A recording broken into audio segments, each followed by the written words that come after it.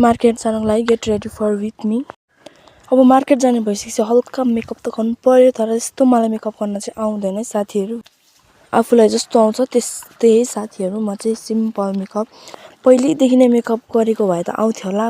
त मैले चाहिँ यही वर्ष दसैँदेखि मात्रै सुरु गरेको है। मलाई चाहिँ खासै मेकअप गर्नु आउँदैन हैन। मसँग सामान पनि छैन भने जस्तो।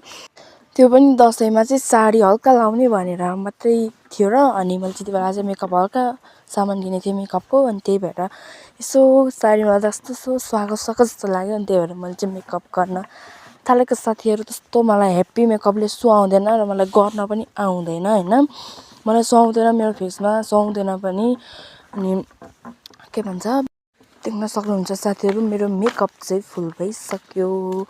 तर यहाँ चाहिँ मेरो टिम चाहिँ कस्तो देखेको छैन। अब मेरो लुगाको है साथीहरू हेर्नुहोस्। मैले चाहिँ माथि यो लगाउनु लागेको छु, टी सर्ट जस्तो पनि बेस जस्तो पनि साथीहरू। तल चाहिँ मैले पेन्ट लगाउने निर्णय गरेँ साथीहरू। देख्न सक्नुहुन्छ साथीहरू मैले पेन्ट पनि लगाइसकेँ।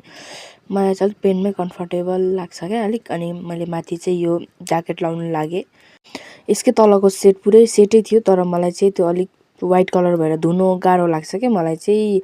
लुगा चाहिँ फेरि मेरोमा जहिले पनि वाइट नै चुट्छ। अनि फेरि मलाई मन पनि वाइट नै पर्छ, तर सक्दिनँ साथीहरू धुनु। त्यसैले मैले चाहिँ तल ब्ल्याक माथि वाइट लाउने भए। माथि त साह्रो फोहोर हुँदैन नि त, पेन तल चाहिँ अलिक धेरै फोहोर हुन्छ वाइटमा। अनि त्यहाँ धेरै गाह्रो हुन्छ क्या धुनु तल। त्यही भएर मैले चाहिँ माथि चाहिँ वाइट तल चाहिँ ब्ल्याक लगाएँ साथीहरू। त्यसपछि कपालको पालो। कपाल चाहिँ एकदम म सिम्पल गर्छु। मलाई सिम्पलै गरेको मनपर्छ। मलाई अरू कपाल मन पनि पर्छ र साथसाथै मलाई आउँदैन पनि त्यस्तो यताउता गर्नु, झ्याउ पनि लाग्छ साथीहरू। जुत्ता चाहिँ साम्बा लगाएँ त साथीहरू। Thanks for watching, bye by.